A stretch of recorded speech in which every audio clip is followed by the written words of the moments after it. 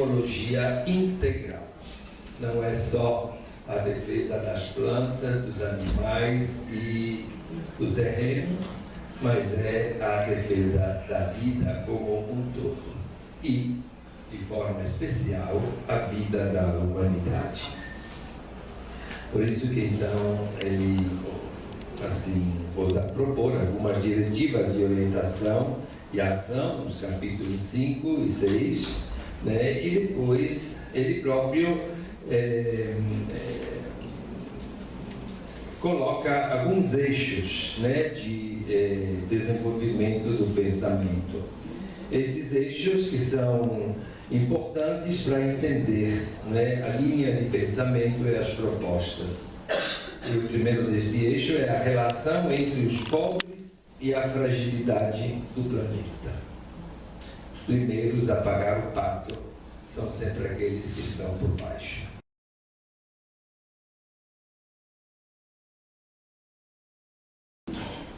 A nossa interação com a natureza para produzir os bens necessários à nossa vida, principalmente alimento, vestimentas, moradia, o impacto disso era muito pequeno. E, obviamente, por mais que, em alguns momentos, impactos significativos fossem observados numa escala local, na escala do globo inteiro, a natureza tipicamente era capaz de se regenerar dos abusos praticados até antes da era industrial. Mas a coisa mudou bastante a partir do momento em que tudo se acelerou nos idos do século XVIII e do século XIX em diante, particularmente a partir da segunda metade do século XX. Nós passamos a ter uma crise de metabolismo.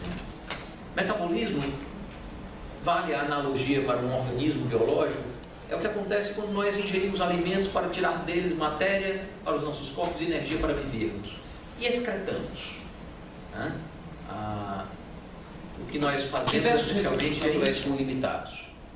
Não podem ser repostos. Uma vez utilizados, eles se esgotam. Mas muito pior é a outra vertente dessa crise metabólica. Os nossos rejeitos, o que é colocado para fora da sociedade humana como fruto do processo produtivo, esses rejeitos têm se acumulado no sistema terrestre. Eu me refiro, obviamente, ao lixo, eu me refiro, obviamente, a contaminantes químicos de diversos tipos, eu me refiro a isótopos radioativos, advindos da produção do combustível para as usinas nucleares, e eu me refiro, sobretudo, aos gases de efeito estufa que são lançados em grande quantidade na atmosfera terrestre. Energia. Luz solar chega e é o que confere a energia para todo o processo rico do sistema climático terrestre, para os ventos, para as circulações oceânicas, para a biota terrestre, para toda e qualquer forma de vida. Acontece que recebemos luz solar e cedemos calor para o espaço. É do equilíbrio energético entre a quantidade de energia solar que chega no planeta e a quantidade de calor que é dissipado a partir da Terra no espaço que dependemos. É desse equilíbrio tênue de que dependemos. O detalhe aí é que toda essa troca de energia, tanto a luz que chega quanto o calor que sai, é controlada por uma finíssima camada de ar. Para se ter uma ideia, se nós tivéssemos um automóvel que fosse capaz de se dirigir diretamente para cima, em 15 minutos apenas, nós já teríamos passado por 95% da massa da atmosfera terrestre. A proporção dela em relação ao planeta como um todo, a rocha que está abaixo de nós, é menor do que a mais fina película de uma bola de futebol comparada com a própria esfera da bola. Nós somos recobertos, e isso é o que controla as trocas energéticas entre o planeta Terra e o espaço sideral. Nós somos recobertos por uma frágil, tênue, delicada demão de ar. Óbvio, qualquer emissão em excesso de gases, alterando a composição química da atmosfera, teria consequências. Isso foi precisamente o que se deu na etapa geológica que nós chamamos de antropoceno, a cena do homem. É um momento em que a humanidade, impulsionada por um processo produtivo acelerado, vertiginoso, desenfreado, passou a se tornar uma força de escala comparável à escala das forças da natureza. Nós hoje movimentamos, com a nossa agropecuária e mineração, mais sedimentos, rocha e areia, do que todos os processos continentais juntos, os ventos, os rios. Nós hoje colocamos, através dos fertilizantes químicos que utilizamos para o nosso plantio, nós colocamos 2,5 vezes mais nitrogênio no solo do que as bactérias estão metano na atmosfera. A área de florestas devastada, o número de estruturas na zona costeira, tudo tem crescido de forma vertiginosa, exponencial, acelerada. Acontece que nada pode crescer para sempre, nada pode avançar num ritmo acelerado para sempre. Imagine se um hamster, aquele pequeno roedorzinho de estimação, que duplica de peso a cada semana após o seu nascimento e até a puberdade, continuasse duplicando de peso indefinidamente. Dessa calota, particularmente do gelo que fica sobre a Groenlândia, implica numa elevação de 7 metros do nível do mar. A Antártica tem 3 quilômetros de gelo. E o mar é muito maior. Derreter esse gelo implica em elevar os mares em 64 metros. Não há mais dúvidas no terreno científico sobre as causas e sobre a gravidade desse quadro. A superfície se aquece, os oceanos se aquecem, a quantidade de vapor d'água na atmosfera cresce, a cobertura de gelo decresce, tudo de forma muito consistente e, infelizmente, cada vez mais acelerada. Outro sintoma muito evidente são os eventos extremos, os impactos, como as secas, a crise hídrica global, que assolou e assola diversas regiões do mundo nos últimos anos. Eventos extremos como supertufões, o Haiyan, que poderia muito bem ser classificado como um supertufão de categoria 6. Nós não temos na nossa escala. Nós que estudamos os furacões, só classificamos os furacões e tufões numa escala de 1 a 5. O Haiyan, ele está fora da escala. Ele caiu fora da escala e matou 6 mil filipinos e desalojou 500 mil famílias. Aquilo ali é Tacloban, uma das cidades atingidas, uma capital de província das Filipinas. A quantidade de incêndios florestais tem crescido de forma extraordinária. Nesse ano, o Alasca teve incêndios florestais, após passar várias semanas com temperaturas no Alasca acima de 30 graus. As ondas de calor têm se tornado mortíferas. Eu usava a imagem de um indiano sendo atendido num hospital, mas essa não é uma imagem representativa. Eu acho que nós precisamos mostrar a realidade das pessoas. Morreram 2.500 indianos, morreram 1.400 paquistaneses. Alguns deles estão aqui. Essas ondas de calor desidratam e tornam as temperaturas insustentáveis para o nosso organismo. Afeta ao mundo inteiro. O que nós fazemos aqui afeta a todos em todo lugar. É preciso que nós tenhamos esse senso de conexão e, ao mesmo tempo, esse senso de responsabilidade. Nós temos, infelizmente, feito exatamente o contrário. Temos abdicado desse senso de responsabilidade. Como é que tem ficado as emissões de CO2 e demais gases de efeito de estufa? A linha azul é o único cenário que nos preservaria de um aquecimento global maior dos 2 graus, de expansão das emissões, para que elas atingissem um máximo em 2020, para depois caírem rapidamente, e nós temos uma economia de 0 carbono em 2070. Sim, sem termoelétricas, sem automóveis privados, queimando gasolina e óleo diesel, sem nada disso, sem desflorestamento. Mas essa alternativa, ela parece cada vez menos tangível, porque os outros cenários todos nos levam a situações de risco cada vez maiores. O cenário pior nos leva a um aquecimento catastrófico de 4 a 6 graus. E eu quero aqui mencionar o Johann Schauhuber, que foi o cientista que assessorou o Papa Francisco. perguntado a ele qual é a diferença entre um mundo 2 graus mais quente e um mundo 4 graus mais quente, ele respondeu sem minhas palavras. A diferença? A civilização humana. Nós, infelizmente, estamos não apenas seguindo o pior cenário, nós estamos um pouco acima do pior cenário que foi imaginado pelos cientistas. A grande questão é a seguinte: existe um orçamento de carbono. As pessoas falam muito em dólar. Esqueçam, o dinheiro é uma abstração. Nada esteja acontecendo. Existe já muita gente se movimentando. Dia 29 de novembro, às vésperas da próxima reunião de cúpula que vai discutir o clima em Paris, dia 29 de novembro, no mundo inteiro, haverá manifestações de rua em defesa do clima, do ambiente, da vida. É o que muitos têm chamado de marcha ou mobilização mundial pelo clima. Então, nós estamos começando a fazer essa preparação, né, para construir uma marcha muito bonita e grande aqui em Fortaleza.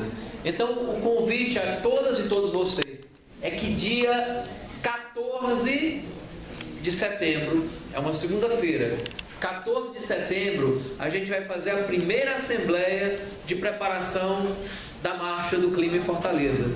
Vai ser às 16 horas no Centro das Pastorais, né? Ali, Rodrigues Júnior 300, quase esquina com Costa Barros. Dia 14 de setembro, a partir das 16 horas, e a gente conta com a máxima participação de todos e todas vocês.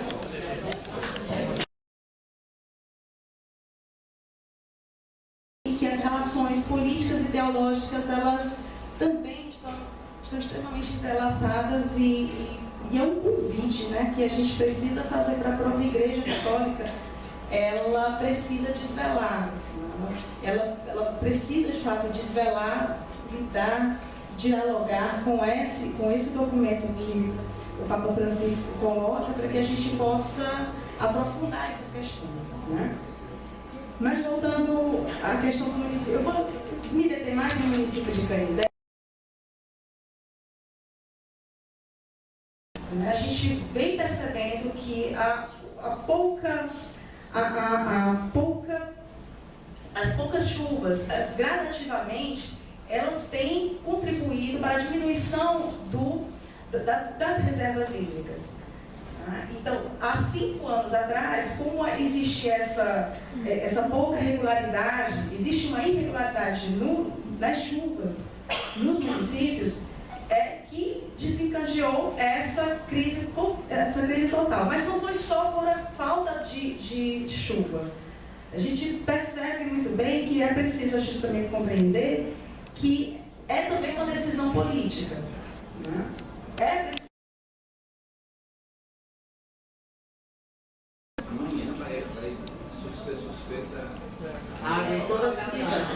Amanhã mesmo, exatamente. Amanhã vai ser suspenso durante de 6 horas da manhã até 7 horas da noite. Então, isso já está sinalizando. Né? Então, é necessário que a gente reflita. Né? A situação crítica já existe. As medidas governamentais, elas não têm sido, obviamente, efetivas. Né? E é necessário a gente repensar o modelo. É necessário repensar o modelo. E eu deixo essa mensagem, não é só para mim, mas para a população que realmente, que a gente, algumas pessoas que a gente já vem discutindo essa necessidade de mobilização, não só para que vocês possam também se mobilizar, mas a gente precisa ter a consciência de que a gente precisa encarar essa realidade e provocar.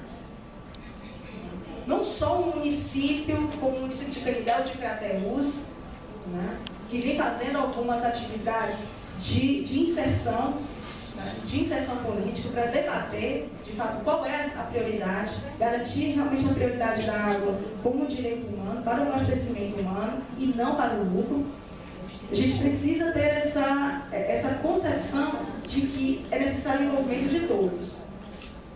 vezes, como o Papa diz, a gente precisa que toda a sociedade ela possa tomar a sua responsabilidade para que a gente possa se sentirmos nessa situação, se sentirmos nessa condução de uma forma fraterna, né? Mas também com o direito, com o direito nosso.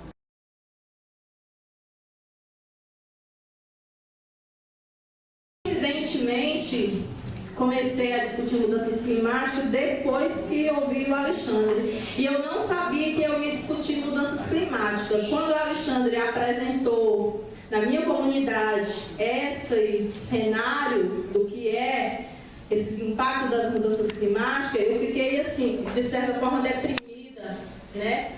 Com tudo que ele colocou. E logo em seguida, eu comecei a discutir mudanças climáticas com populações indígenas. Eu não sabia que eu ia discutir, né? E eles já falaram sobre essas questões das mudanças climáticas. E eu venho discutindo com várias comunidades indígenas, com vários representantes. Nós criamos um fórum, né, indígena. Este fórum ele é internacional de índias e a gente discute o impacto das mudanças climáticas em territórios indígenas, os impactos das mudanças climáticas para as populações indígenas. E quando a gente começou a discutir com as populações indígenas, e aí eu me deprimi mais ainda, porque começamos a perceber o quanto essas mudanças climáticas, esses impactos, estavam sendo fortes dentro dessas populações. Percebemos o quanto eles estavam sofrendo com tudo isso. E discutir isso no grupo, junto com representantes de várias comunidades indígenas, algumas lideranças de comunidades mais afastadas, mais isoladas, não entendiam essa questão do impacto da mudança climática e achavam alguns que o que estava acontecendo na verdade era castigo dos deuses por alguma coisa que a comunidade poderia ter feito. E aí, quando a gente começa a discutir e colocar isso, até levando muito dos exemplos que o Alexandre repassava, foi que algumas pessoas começaram a perceber que, na verdade, eles não tinham culpa, não eram eles o culpado do que estava acontecendo, e sim a sociedade, né, não índia, as ações do governo, a ambição, né, essa ambição capitalista desenfreada.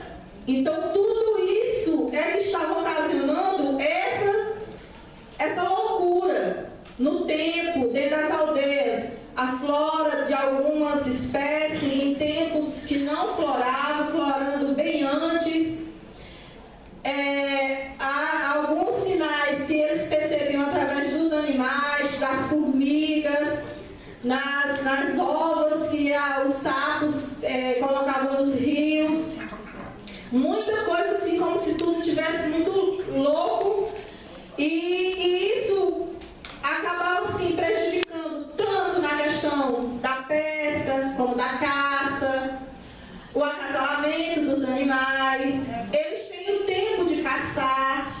Eles não caçam na época que as fêmeas estão grávidas. Começavam a ter os acasalamentos em tempos que não era comum. E aí eles matavam a caça que estava grávida. Então isso para eles é uma abominação, né? Matar um animal que está grávido, isso é terrível. Não pode, né? As formigas já não davam o sinal de que a chuva estava para chegar. E uma das comunidades que a gente percebeu que houve uma coisa muito triste, porque eles têm um ritual onde eles fazem uma festa para um deus. E essa festa é na época que o rio enche e o peixe ele faz aquela piracema, né? Sobe o rio, eles pescam o peixe e faz uma festa para aquele deus, 30 dias, né, de festa para aquele deus. E aí o rio não enchia e não tinha mais a piracema. e eles não tinham como pegar o peixe.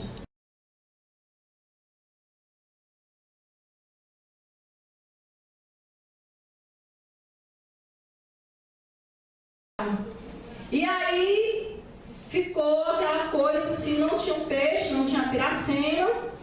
A FUNAI comprou um peixe e levou, mas não podia ser feito porque tinha que seguir a tradição como sempre foi. Bom, e isso causou um problema onde índios chegaram a se suicidar, achando que eles tinham feito algo de errado para que o rio não enchesse e não tivesse a piracema, para que eles tivessem um peixe para fazer essa festa, né? Até agora, 2014, a gente sabe que houve de novo outro suicídio na época dessa festa.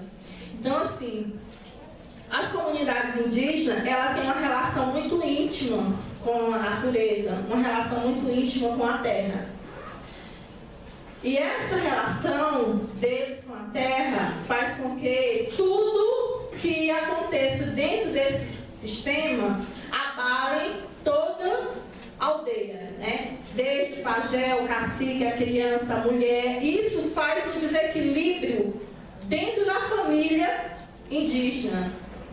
E a gente discutia isso com eles, assim, dizendo que não, que mostrando as emissões de gases, as queimadas, para que eles entendessem que aquilo não era uma coisa que eles tinham feito de errado, e sim resposta da ação do próprio homem, que não eram eles, né? Para que eles entendessem.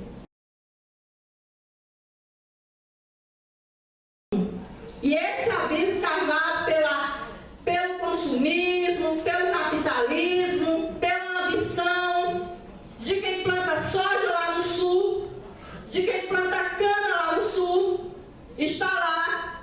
As comunidades indígenas são as comunidades mais preservadas no Brasil, no mundo. Onde há comunidade indígena é onde existe a maior preservação da mata, da fauna, da flora, do animais.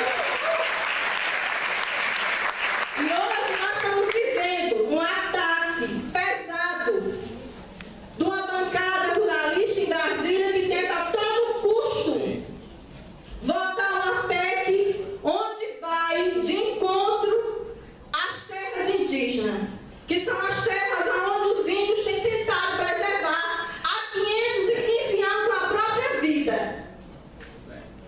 Nenhuma ação do governo até hoje preservou a terra indígena.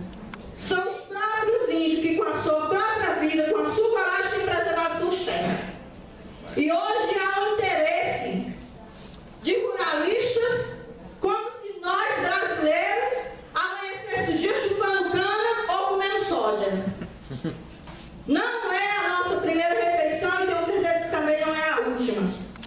Então, enquanto haver consumo, vai haver produção.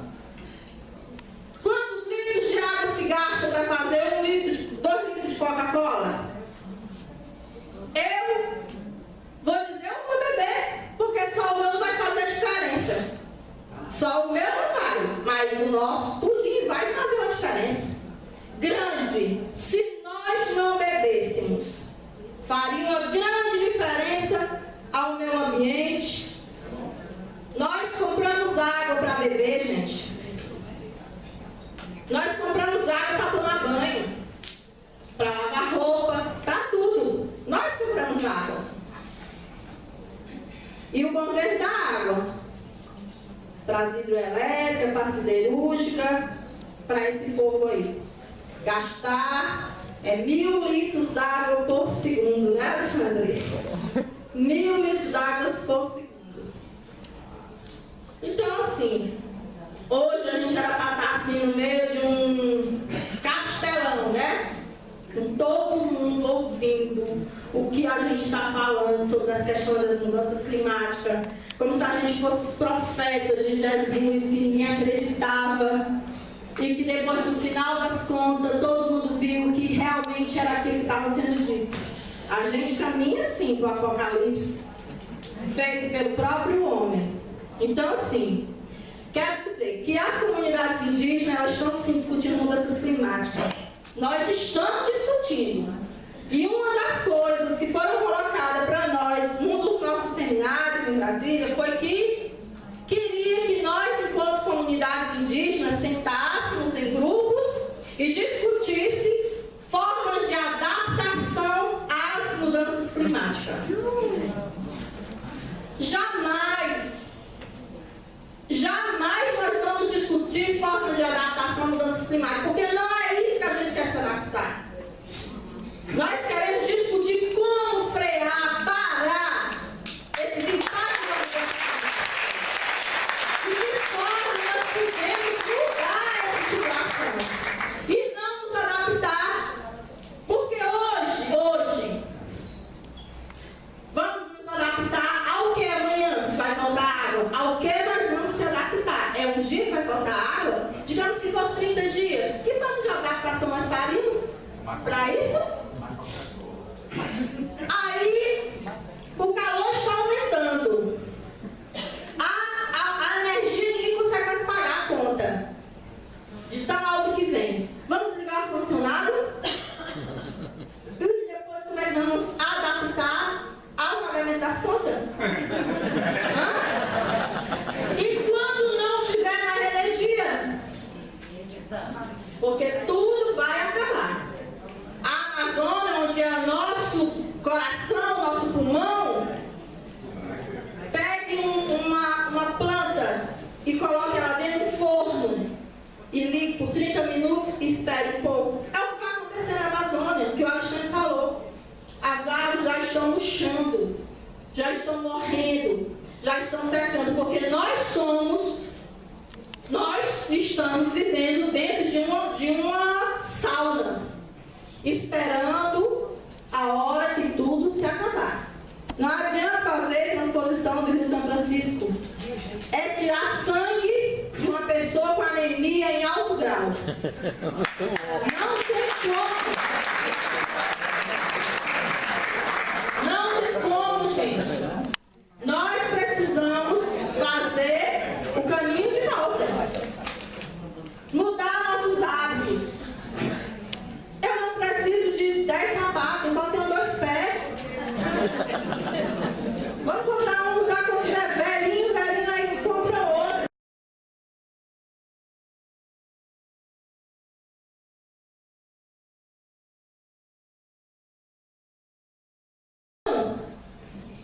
A toda hora o nosso direito enquanto ser humano está sendo violado por essas pessoas ambiciosas, egoístas, que estão aí no poder, fazendo e acontecendo, expulsando comunidades das suas aldeias, construindo hidrelétrica e construindo mais coisas, destruindo a fauna, a flora, os animais.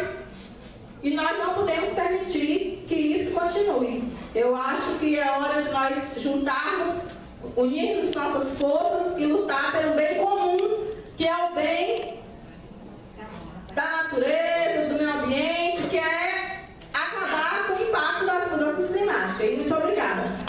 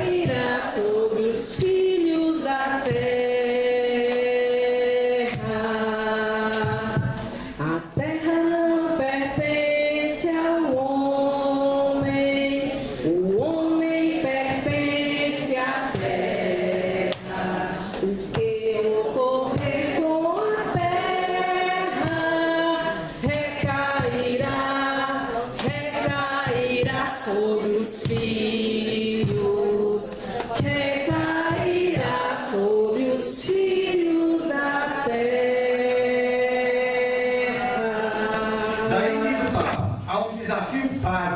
que marca a humanidade hoje, que é proteger nossa casa comum. Mas ele assumiu esse termo, que vem de certos movimentos sociais. A terra é a casa comum, e nós todos somos implicados com aquilo que está acontecendo. Então, isso implica a preocupação de unir toda a família humana na busca do que ele chama aqui um desenvolvimento sustentável. Quer dizer, ele entende isso como quando se leva em conta a capacidade regenerativa de cada ecossistema. O Alexandre explicou muito bem isso. E integral. Ele volta sempre de novo a essa ideia. Um dos pontos-chave da encíclica é que a gente tem que ter uma visão integral das coisas. Isto é, uma análise ambiental, concretamente falando, é para ele inseparável de uma análise dos contextos humanos. Quer dizer, não dá para separar análise da sociedade, análise das questões da natureza. São duas coisas profundamente imbricadas. Nós, o que vamos fazer aqui é dizer o seguinte: quando nós fazemos análise ou quando nós agimos de determinada maneira, nós temos sempre por trás alguma forma de compreender o real e como é que nós podemos agir sobre ele. Eu vou falar aqui aquilo que o Papa diz, o que estava por trás quando ele escreveu essa encíclica. Qual é a visão de mundo que perpassa tudo aquilo que ele diz antes, quando ele faz a análise da situação, quando ele procura o que ele chama a raiz humana da crise, um projeto tecnocrático onde destruição do ser humano e destruição da natureza se juntaram. Qual é a visão contraposta e que permite essa crítica radical à situação? É o que ele chama de ecologia integral. E essa ecologia integral tem vários aspectos: ecologia cultural, ecologia humana. Nós vamos aqui rapidamente dizer o que o Papa entende então por ecologia integral. Então, a primeira coisa que ele diz é o seguinte: nós não mudamos nada na vida se nós não mudamos a nossa visão das coisas. Uma visão de mundo, isso faz parte do nosso ser humano. Está sempre presente, que a gente tenha consciência disso ou não. Então, a sociedade moderna, ao contrário, por exemplo, das sociedades antigas, como por exemplo as sociedades indígenas ainda existentes entre nós, ou os povos que antecederam e as culturas que antecederam a modernidade, tinham uma visão global das coisas. Uma visão que nós hoje chamamos de holística, né? A palavra grega holon, que quer dizer o todo. Quer dizer, viam as coisas inseridas num todo. Ora, a modernidade desenvolveu uma visão analítica das coisas, quer dizer, uma visão que separa as coisas. As nossas ciências modernas são todas assim. Cada uma tem o seu campo de trabalho específico. Dentro de cada ciência existem não sei quantas correntes, não sei quantas posturas, cada uma com a sua maneira de ser, de olhar, o seu quadro de interpretar a vida. Então, nós perdemos, fizemos progressos gigantescos no conhecimento dos fenômenos, mas perdemos a capacidade de ver as coisas nas suas interconexões, né? A Vânia chamou a atenção quantas vezes sobre isso aqui, quando se trata de qualquer problema. A gente não pode separar os aspectos distantes. Então, assim como os diferentes componentes do planeta, diz o Papa, estão relacionados entre si, assim também as espécies vivas formam uma trama. Boa parte de nossa informação genética é compartilhada por outros seres vivos. As diferentes criaturas se relacionam formando unidades maiores. Quer dizer, ele está dizendo aqui que uma verdadeira visão da realidade é aquela que vai descobrindo conexões de formas cada vez maiores, né? Até a gente tentar ver na globalidade.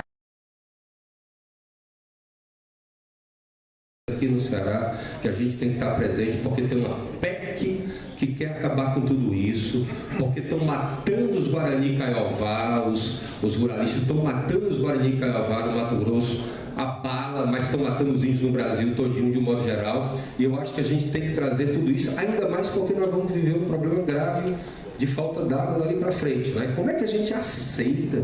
Como é que a gente aceita, tá certo? Num estado como o nosso, com essa situação de carência, que tem uma termoelétrica e bebe quase 1.000 litros d'água por segundo, tá entendendo? Como é que a gente aceita que se esteja construindo uma siderúrgica que vai consumir 1.500 litros d'água? Sabe o que vai acontecer, pessoal? Não vai dar para todo mundo. Então, ou vai para a siderúrgica e para a termoelétrica, ou vem para Fortaleza. As comunidades do interior, a Vânia sabe disso, na pele, na situação dela, já estão vivendo a escassez. Mas não falta água para o agronegócio que usa agrotóxico lá em Limoeiro, não falta água para a carcinicultura, não falta água para as indústrias do PECEM. Então esse é um debate que nós temos que fazer, tá certo? Essa é uma questão que nós temos que colocar tão grave, tão séria, como a questão indígena, como a questão da terra, como a questão urbana, tá